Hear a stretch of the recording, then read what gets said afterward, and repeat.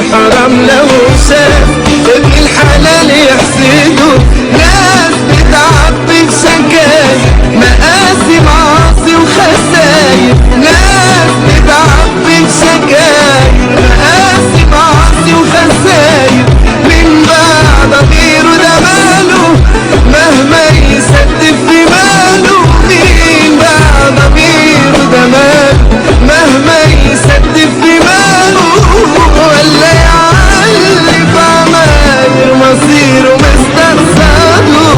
قولوا للي اكل الحرام يخاف بكره اللي كانوا يفسدوا، يابا الغني بالحرام لو شاف ابن الحلال يحسده.